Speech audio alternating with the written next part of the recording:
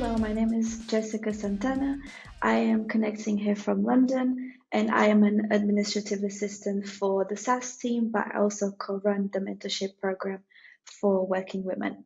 As a woman and on a more day-to-day basis, what do you try to do to empower others? I recognize that it isn't always easy to have a strong voice or have that confidence, even if you're smart, even if you have, all this education and so forth, and even if you're capable. So I talk to them. I listen actively, and I find out that there's so many amazing stories and also stories of struggle and so forth.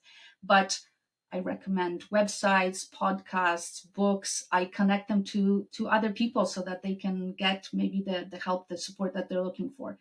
About 8 or 9 years ago, I opened Women in Localization chapter in Barcelona.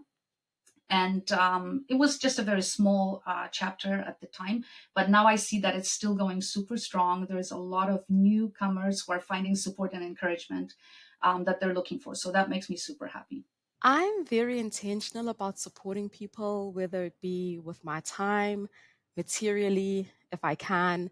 And so, one of the examples of this is just recently last year, I was helping out some kids in our youth at church apply for university. And so, some of them aren't really computer literate and helping them with online applications. If anybody needed something for registration fees or textbooks, I just wanted to help out. So, in whatever way I can, I like to just support people to achieve their dreams. I try to help, I try to protect, I try to support, I try to coach. In the same moment, I have to do a very tough and transparent decision. And the only things I expect in return is to be transparent as well.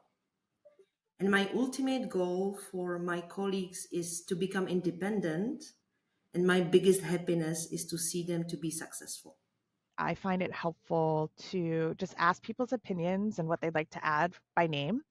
As a leader, I'm often in group settings, in group meetings, and I find that's a great opportunity to help build confidence among other women by saying, hey, you have a voice, you deserve to be heard. So what do you think? Regardless of who else is in the meeting. I've been managing people for quite some time now. And what I have really come to like to do is that when there is an escalation, I try to not get into the situation right away. I try to work with the person in the background, really walk through, okay, what is the problem? What can we do? And I might give a lot of input in that moment, but I will then try to say, okay, now you go and you write that email and you say this is what we're going to do, so that I can potentially chime in and say whatever he or she said, that's exactly what we're going to do, to back them up after the fact.